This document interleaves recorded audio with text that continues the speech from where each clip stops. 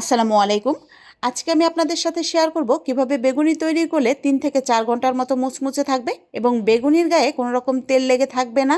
তার সকল প্রকার টিপস এবং ট্রিক্স সহ বেগুনি তৈরির সহজ রেসিপিটি। কম বেশি সবাই আমরা বেগুনি তৈরি করতে পারি, কিন্তু অনেকের বেগুনি ভেজে রাখার কিছুক্ষণ পরে নরম হয়ে যায়। এই রেসিপিটি ফলো করে বেগুনি তৈরি করলে ভেজে রাখার 3 থেকে 4 ঘন্টা পরেও একদম মুচমুচে থাকবে। এই রকম মুচমুচে বেগুনি তৈরি করার জন্য পুরো ভিডিওটার সঙ্গেই থাকুন। আশা করি আজকের পর থেকে আপনিও 3 থেকে 4 ঘন্টা বেগুনি মুচমুচে রাখতে পারবেন। পারফেক্ট বেগুনির সিক্রেট লুকিয়ে থাকে বেসনের গুলার মধ্যে, যা আমরা অনেকেই জানি না। বেসনের গুলাটা পারফেক্ট হলেই বেগুনিটা পারফেক্ট হবে এবং বেগুনিটা অনেকক্ষণ মুচমুচে থাকবে। বেসনের গুলা তৈরি করার জন্য প্রথমেই 1 কাপ বেসন নিয়ে খুব ভালো করে চেলে নিচ্ছি। চেষ্টা করবেন বেসনটাকে চেলে নিতে, এতে করে গুলাটা স্মুথ হবে। সাথে নিয়ে নিচ্ছি 1 টেবিল চামচ ময়দা এবং 1 চা চামচ চালের গুঁড়ি। দুটোটাকে একসাথে মিশিয়ে ভালো করে চেলে নিচ্ছি। সবগুলো উপকরণ খুব ভালো করে চেলে নিলে কোনো রকম লাম্পস থাকে না। কর্নফ্লাওয়ার দিয়ে দিচ্ছি 1 টেবিল চামচ, বেকিং পাউডার দিয়ে দিব 1/2 চা চামচ, পাঁচফোড়ন দিয়ে দিব 1 চা চামচ। পাঁচফোড়নটাকে ভেজে ক্রাশ করে নিয়েছি। লাল মরিচের গুঁড়ো দিয়ে দিব 1 চা চামচ। মরিচের গুঁড়োটা আপনারা আপনাদের পছন্দ মতো ব্যবহার করতে পারেন। যারা ঝাল খেতে পছন্দ করেন না তারা 1/2 চামচ ব্যবহার করতে পারেন। ভাজা জিরার ফাঁকি দিয়ে দিচ্ছি 1/2 চা চামচ। লবণ দিয়ে দিচ্ছি 1/2 চা চামচ। সবগুলো উপকরণ দিয়ে রুম টেম্পারেচারে থাকা পানি দিয়ে দিব। এখানে আমি 1/2 কাপের মতো পানি ব্যবহার করেছি।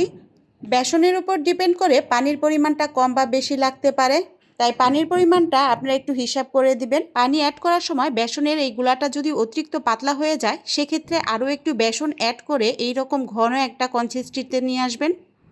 বেগুনির ব্যাটারটা একটু ঘন করে তৈরি করলে বেগুনিটা খেতে ভালো লাগে, তাই অবশ্যই বেগুনির ব্যাটারটা এরকম ঘন করে তৈরি করবেন।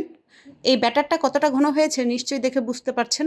এখন বেগুনি তৈরি করার জন্য নিয়ে নিয়েছি বেগুনি তৈরির মূল উপাদান বেগুন। বেগুনটাকে আমি একটু মোটা করে কেটে নিয়েছি, কারণ বেগুনির ভিতরে বেগুনটা একটু মোটা করে দিলে আমার কাছে খেতে ভালো লাগে। আপনারা চাইলে আর একটু পাতলা করে দিতে পারেন। বেগুনটাকে কেটে পানিতে ভিজিয়ে রাখবো 5 মিনিটের মতো। আর সাথে দিয়ে দিব 1 চামচের মতো লবণ। লবণটা দিলে বেগুনির টেস্টটা খুব ভালো আসে। বেগুনির ভেতরে যে বেগুনটা থাকে সেটা খেতে পানসে লাগে না, তাই আমি সব সময় এরকম 5 মিনিট বেগুনটাকে ভিজিয়ে রাখি লবণ পানি দিয়ে। 5 মিনিট পর বেসনের গুলাটাকে নিয়ে নিয়েছি এবং ভালো করে বেগুনটাকে কোট করে নিব। তবে তার আগে চুলায় তেল বসিয়ে দিয়েছি। একটু চেক করে দেখছি তেলটা পারফেক্টভাবে গরম হয়েছে কিনা। সামান্য একটু বেসন দিয়ে এইভাবে চেক করে নিতে পারেন। যদি বেসনটা সাথে সাথে ফুলে ওঠে তাহলে বুঝতে হবে তেলটা পারফেক্টভাবে গরম হয়েছে। তেলটা পারফেক্টভাবে গরম হওয়ার পর এখানে দিয়ে দিচ্ছি বেসনে কোট করে রাখা বেগুন।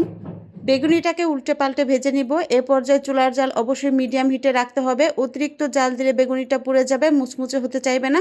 তাই চুলার জাল মিডিয়াম হিটে রেখে একই প্রসেসে বেগুনিগুলো ভেজে নিচ্ছি। বেগুনি তৈরির এই প্রসেসটি ফলো করলে বেগুনি প্রায় 3 থেকে 4 ঘন্টার মতো মুচমুচে থাকবে আর খেতে অনেক বেশি ক্রিস্পি এবং সুস্বাদু হবে। So you have like my today's recipe, then please give me thumbs up. সবার সুস্থতা কামনা করে আজকের মতো বিদায় নিচ্ছি। সবাই ভালো থাকবেন, সুস্থ থাকবেন এবং আমাদের জন্য দোয়া করবেন। আর ভিডিওটি ভালো লাগলে ফ্যামিলি এবং ফ্রেন্ডসের সাথে শেয়ার করতে পারেন। সবাইকে অসংখ্য ধন্যবাদ।